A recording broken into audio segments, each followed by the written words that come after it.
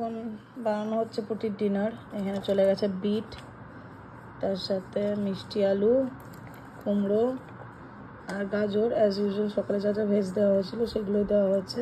তাছাড়া বিনস দেওয়া হয়, কিন্তু বিনস মানে এখন নেই, মানে আনা হয়নি, তার জন্য বিনসটা মিস যাচ্ছে। তাছাড়া বিনসও দেওয়া হয়। এবার এই যে এটাকে ঘোরানো হবে। আজকে পুটির তৈরি হবে হচ্ছে চাল ডাল দিয়ে সবজি সেদ্ধ। এটা ও ডিনারে খাবে এখন। তো এই যে জল দিয়ে দেওয়া হলো, এবার এটাকে ঘুরিয়ে নেবো।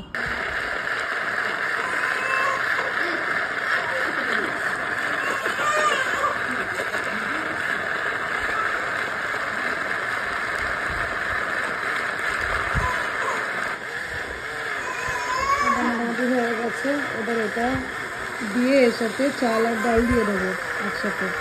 এটা পেস্ট হয়ে গেছে। আবারও তো বসিয়ে দিয়েছি, এবারে এটাকে দিয়ে দিলাম। দুটো পরিমাণ মতো জলও দিয়ে দিলাম।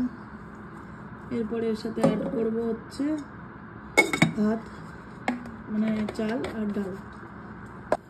এবার এখানে আছে হচ্ছে ছোটো চামচে 2 চামচা চাল, 2 চামচা ডাল,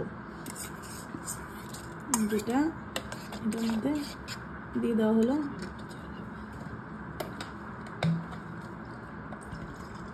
আর জলের পরিমাণটা একটু বুঝে দিয়ে দেবেন নিজেদের মতো করে, যতটা বাচ্চা খাবে।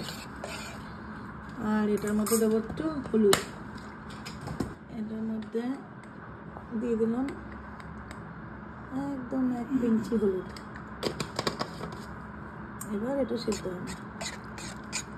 তো এটা যতক্ষণ সিদ্ধ হচ্ছে হোক, তারপরে আমি বাকি প্রসেসটা দেখাচ্ছি।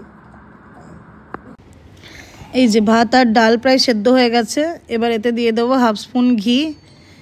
আর ঘি দেওয়ার পরে এটাকে একটু এরকম নাড়িয়ে নেব, তারপরেই 2-3 মিনিট তুলে নেব। এই যে রাইস আর ডাল আর তার সাথে ভেজ। আপনারা দেখলে এর আগে একটু খিচুড়ি দিয়ে ঘি দিয়ে দিয়েছিলাম খিচুড়িতে। এবার এটাকে এই ছাঁকনি দিয়ে একটু ছেঁকে নেব, তাতে কি একটু মোটা পার্টিকেলসগুলো একটু নরম হয়ে যায়, ওরও গিলতেও সুবিধা হয়। আর যেহেতু রাত্রিবেলা এখন একটু মানে ফর্মটা যদি একটু ঠিক হয়, শক্ত বেশি না হয়, তাহলে ওর ডাইজেস্ট করতেও সুবিধা হয়। তো এক্সেস জলটা এখানে রেখে দিলাম, যখন লাগবে টাইট হয়ে যাবে তখন এখান থেকে জলটা নিয়ে নেব। এবার এইভাবে এটাকে আমাকে ঘি আনিয়ে এটাকে এভাবে ছাঁকনিতে ছেঁকে নেব।